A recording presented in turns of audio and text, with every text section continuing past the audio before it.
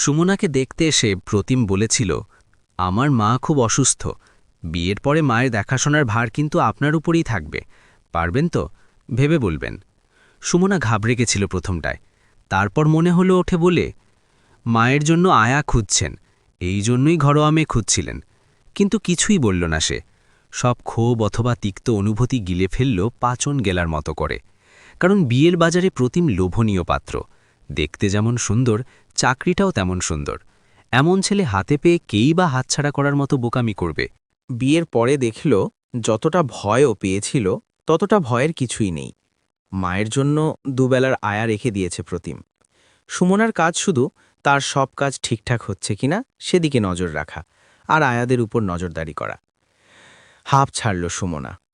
এবারে বেশ সুখী হওয়ার কথা ছিল ওর, কিন্তু সেটা হলো না। কিছুদিনের মধ্যেই আবিষ্কার করল প্রতিম সারাদিন আমার মা বলে বাড়ি মাথায় করে, যেন বুক দিয়ে আগলে রাখতে চায় মাকে। অফিসে গিয়েও কিছুক্ষণ পরপর ফোন করে মায়ের খবর নেয়। কাণ্ড দেখে রাগে গা রিরি করে সুমনার। একজন আধপাগল মহিলাকে নিয়ে এত বাড়াবাড়ি কিসের? কই ওকে তো এভাবে মাথায় করে রাখে না।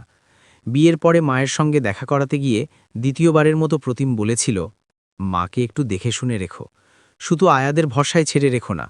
জানোই তো মানসিকভাবে সুস্থ নয় মা, একেবারে একটা শিশুর মতো হয়ে গেছে। বাইরের লোকের মায়া মমতা কম, তুমি একটু সামলে রেখো। স্বামী নিজের মাকে নিয়ে এত ভাবে শুধুমাত্র এই কারণেই একজন অসুস্থ মহিলা শত্রু হয়ে উঠলেন ওর। ঈর্ষার সাপ ছোবল বসিয়েছে তখন মনে। সেই বিষে অস্থির সুমনা দুচোখে সহ্য করতে পারে না মহিলাকে। ভালো মানুষ প্রতিম অবশ্য কিছুই বুঝতে পারে না। বউ যত্ন করছে মায়ের, এই ভাবনাতেই সে সন্তুষ্ট। সকালে যে আয়া আসত, সে সকাল 6টায় এসে দুপুর 2টোর মধ্যে শাশুড়িকে খাইয়ে চলে যেত বাড়ি। রাতের আয়া আসত বিকেল 5টায়, মাঝখানের ওইটুকু সময় বাড়ি ফাঁকা। সকালের আয়া শিবানীকে একদিন কোনো কারণে তাড়াতাড়ি বাড়ি চলে যেতে হলো, কাজেই সেদিন সুমনার ওপর পড়ল শাশুড়িকে খাওয়ানোর ভার। দুপুর 1:30 বাজতেই শাশুড়ি খাওয়ার জন্য অস্থির হয়ে উঠলেন, রীতিমতো চেঁচামেচি শুরু করলেন, খিদে পেয়েছে, ভাত খাবো। সুমনা রান্নাঘরে নির্বিকার, শুনেও যেন শুনছে না। তিনি যত চেঁচামেচি করছেন তত পৈশাচিক উল্লাস অনুভব করছে। কাউকে কষ্ট দিতে এত সুখ বোঝেনি আগে কখনো। সারা দুপুর শাশুড়িকে খেতে দিল না। উনি কেঁদে কেটে চেঁচামেচি করে ঘুমিয়ে পড়লেন একসময়। তৃপ্তি করে ভাত খেয়ে শুতে গেল সুমনাও। বিকেল 5টায় রাতের আয়া মল্লিকা এলো। সে একটু পরে অবাক হয়ে এসে বলল, আজ মাসিমা দুপুরে ভাত খাননি বৌদি? খেয়েছেন তো, আমি নিজে হাতে খাইয়েছি, আজ শিবানী আগে চলে গেছিল। ছদ্ম বিস্ময়ে চোখ বড় বড় করে বলল সুমনা।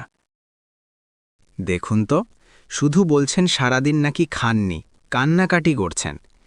এ মা, দেখছো অবস্থা? জানোই তো উনি সব ভুলে যান, কিছুই মনে রাখতে পারেন না, হেসে বলল সুমনা। মল্লিকাও হেসে ফেলল। সুমনার শয়তানি ধরতে পারেনি। প্রতিম সারাক্ষণ মাকে নিয়ে ব্যস্ত, তার জন্যেই ওকে একেবারে নিজের করে সে পাচ্ছে না। এই ভাবনাতেই যে কত জ্বালা, আজ যেন সেই জ্বালায় ঠান্ডা প্রলেপ পড়েছে। এরপর থেকে মাঝে মাঝেই ইচ্ছে করে রান্না করতে দেরি করত সুমনা। শিবানীকে বলতো চলে যেতে, বলতো শাশুড়িকে সেই খাইয়ে দেবে। এক অসুস্থ, ডিমেনশিয়ায় আক্রান্ত মহিলাকে এভাবে প্রায়ই না খাইয়ে রেখে চরম তৃপ্তি পেত। এর চেয়ে বেশি কিছু করার সাহস ওর ছিল না। প্রতিম অফিস থেকে ফিরলে শাশুড়ি কখনো কেঁদে কেটে নালিশ করতেন, আজ সারাদিন খাইনি, বড্ড খিদে পেয়েছে। প্রতিম চমকে গিয়ে বলতো, মা খায়নি? খেয়েছেন তো, কিছুই তো মনে রাখতে পারেন না। সুমনা হাসত। প্রতিম বিশ্বাস করত স্ত্রীকে। মা প্রায়ই অনেক কিছু গুলিয়ে ফেলেন, সেটা তো জানত। বিয়ের 2 বছর বাদে মারা গেলেন শাশুড়ি। তখন সামান্য পাপবোধে আক্রান্ত হলেও ব্যাপারটাকে ঝেড়ে ফেলল সুমনা। তখনও 5 মাসের অন্তঃসত্ত্বা, চোখে নতুন স্বপ্ন। বুঝতেও পারল না বিধাতা পুরুষ অলক্ষ্যে হাসছেন ওকে নিয়ে। ক্লান্ত পায়ে বাজারের ব্যাগ নিয়ে গেট ঠেলে ভেতরে ঢুকলেন সুমনা। নিচের তলার নতুন ভাড়াটের বউটা বারান্দায় কাপড় মেলছিল। বলল, আপনি বাজার করলেন যে মাসিমা, মিনতি আসেনি? না গো মা। মৃদু হেসে সিঁড়ি দিয়ে দোতলায় উঠে গেলেন সুমনা। বউটাকে বেশ লাগে, খুব মিষ্টি। কেন যে স্বাক্ষর বউটা এমন হলো না? হিসেব মতো তার তো এমন নিঃসঙ্গ জীবন কাটানোর কথা ছিল না। ছেলে, বৌমা, নাতি এই শহরেই থাকে, কিন্তু সুমনার কাছে আসার সময় আর পায় না ওরা। কি এক বিচিত্র কারণে সাক্ষ্যর বউ অঞ্জনা একেবারে পছন্দ করে না তাকে। বিয়ের পর থেকেই সহ্য করতে পারত না, পায়ে পা বাঁধিয়ে ঝগড়া করত। নিতান্ত বাধ্য হয়েই আলাদা চলে গেল সাক্ষ্য, ভরসা দিয়ে গেল রোজই মাকে দেখতে আসবে। প্রথম প্রথম আসত বটে, কিন্তু এখন সেটা প্রায় শূন্যতে গিয়ে দাঁড়িয়েছে। মাকে দেখতে আসার সময় প্রায় নেই সাক্ষ্যর হাতে।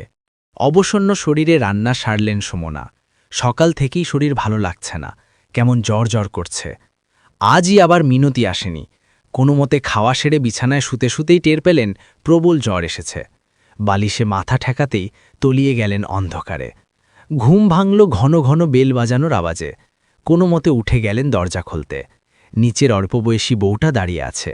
শ্রুতি তাকে দেখেই বলল, কি হয়েছে মাসিমা? আমি এত সময় ধরে বেল বাজাচ্ছি, শুনতে পাননি? আপনাকে এমন দেখাচ্ছে কেন? ঘুমিয়ে পড়েছিলাম গোমা, শুনতে পাইনি। জোর করে হাসলেন সুমনা। অবেলায় ঘুমোচ্ছেন? শরীর ঠিক আছে তো? শ্রুতি ঘরে ঢুকেছে। দেখল মাসিমাকে কেমন উস্কো খুস্কো দেখাচ্ছে। চোখ মুখ লাল হয়ে আছে, জ্বর এলে যেমন হয়। কপালে হাত দিয়েই চমকে উঠল। জ্বরে গা পুড়ে যাচ্ছে তার। উদ্বিগ্ন গলায় বলল, আপনার তো অনেক জ্বর। সুমনা জবাব দিলেন না।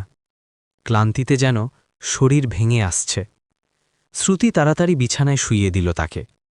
জ্বরের ওষুধ নেই শুনে নিচে গিয়ে ক্যালপলের স্ট্রিপটে নিয়ে এল। সুমনা তখন চোখ বন্ধ করে শুয়ে আছেন। 4খানা বিস্কুট ওনাকে খাইয়ে ওষুধটা খাইয়ে দিল শ্রুতি। এবারে একটু নিশ্চিন্তা হওয়া গেল। জ্বর নিশ্চয়ই নেমে যাবে। রোদে পুড়ে অবেলায় বাজার করতে বেরিয়েছিলেন, সেই কারণেই হয়তো জ্বরটা এসেছে। সারাক্ষণই তো অসুস্থ থাকেন। কদিন আগেই সুগার ফল করে গিয়ে অসুস্থ হয়ে পড়েছিলেন। তবুও কোনো নিয়ম মানেন না। দেখারও কেউ নেই, ছেলে তো থেকেও নেই। বেজায় রাগ হতে লাগল শ্রুতির। সেই রাগের মাথায় বলে ফেলল, শুনুন মাসিমা, এভাবে চলতে পারে না। হয় আমাদের নিতে দিন আপনার দায়িত্ব, নয়তো ফোন নাম্বার দিন আপনার ছেলের, আমি কথা বলবো তার সাথে। তুমি এত ব্যস্ত হচ্ছ কেন মা? যাও, ঘরে যাও, আমি ঠিক আছি। কি বলছেন মাসিমা? ব্যস্ত হব না? একই বাড়িতে থেকেও সব চুপচাপ দেখে যাব? কেমন ছেলে আপনার? তিক্ত কণ্ঠে বলল শ্রুতি। পাপের দাম চুকাচ্ছি গো মা, এতে কারোর কোনো দোষ নেই। কি বলছেন মাসিমা? চুমকে গিয়ে বলল শ্রুতি। একেবারেই ঠিক বলেছি। সব নিয়তি গো মা, সব নিয়তি। ভগবানকে শুধু বলো সব পাপ স্খালন করে পরের জন্মে যেন আমাকে একেবারে শুদ্ধ করে পৃথিবীতে পাঠান। শ্রুতি কি বলবে বুঝতে পারল না। কিছুক্ষণ বসে থেকে ফিরে গেল ঘরে। গভীর রাতে জ্বর গায়ে বিছানায় ছটফট করেন সুমনা। পাপের দাম চুকাতে আর কতদিন লাগবে? এই অভিশপ্ত জীবনের পরে কবে নতুন জন্ম হবে তার? এই জন্মেই সব পাপ স্খালন করে যেতে চান, যাতে পরজন্মে শ্রুতির মতো শুদ্ধ মনের মানুষ হয়ে জন্মাতে পারেন। এর চেয়ে বেশি কিছু আর চাওয়ার নেই তার এই জীবনে। প্রিয় বন্ধুরা, এতক্ষণ সাথে থেকে গল্পটা শোনার জন্য অশেষ ধন্যবাদ। গল্পটা ভালো লাগলে একটা লাইক, কমেন্ট ও শেয়ার করে দেবেন। আর পরবর্তীতে আরও এরকম নিত্য নতুন গল্প শুনতে চাইলে আমার চ্যানেলটি সাবস্ক্রাইব করে সাথে থাকুন। ভালো থাকবেন সবাই। ধন্যবাদ।